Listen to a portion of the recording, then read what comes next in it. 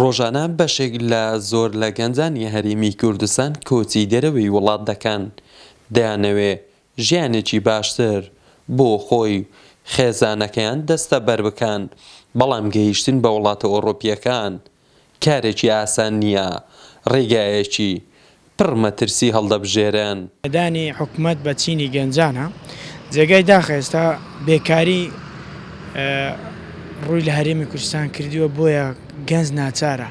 خەریجمان هەیە لە هەرێمی کوردستان ساڵ بە ساڵ ڕوو لە زیادبوون دەکاتن، دامەزراندن نییە، هۆکارەکەی گەنج ناچار دەبێتن ڕوو لە ئەوروپا بکاتن، کە لە ئەوروپاش ئەو هاوڕێیانەی ئەو برادەرانەی کە ڕۆیشتینە لەوێندەر گوزەرانیان خۆشە، وڵاتانی دەرەوە لەگەڵ هەرێمی کوردستان زۆر جیاوازە، کە دەبینین لێرە جیاوازیەکی زۆر دەکرێتن لە چینی گەنجان.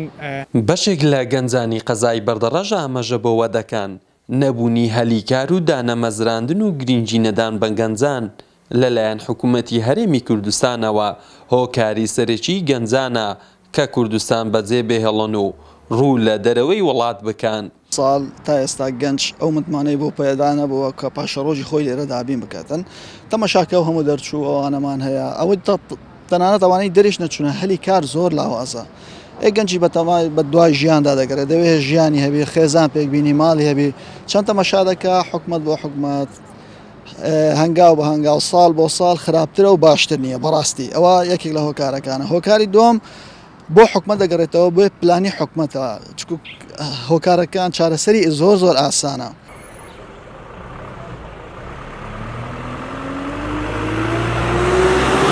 حکومڕانیەکی ناتەندروست و پەرە هیچ بە گەنج نەدرایە هەلی کار بڕەخسێت بۆ گەنجان لە هەرێمی کوردستان، کە ئێمە بە هەزاران گەنجمان هەیە، بە هەزاران خەریجی شەهادەی بەرزمان هەیە لە کوردستان، ینی پێویستە ئەوانە جێبەجێ بکرێن و خەمی لێ بخۆن بۆ ئەوەی گەنج زیاتر پەرەی بستێنێتن، زیاتر کوردستانمان بەرەو پێش بچیت، بۆ ئەوەی خەڵک چاو لە وڵاتانی دەرەوە نەکەن و گەنجمان بە لێشاو بەرەو وڵاتانی دەرەوە بڕواتن.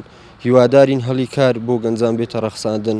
بەپێی ئامارێکی نافەرمی لە ماوەی یەک مانگدا نزیکەی 1500 گەنجی هەرێمی کوردستان خۆی خێزانەکەیان کوردستانیان جێهێشتووە و لەو ژمارەیەوە 431 کۆچبەری کورد عێراقی گەڕانەوەتە هەرێمی کوردستان هێشتان بەشێکی زۆر لە گەنجەکانی هەرێمی کوردستان لەسەر سنوور ماونەتەوە و باردۆخی ژیانیان لە مەترسیدایە. محەممەد جەلیل، کەناڵی بادینان، بەردەڕاش.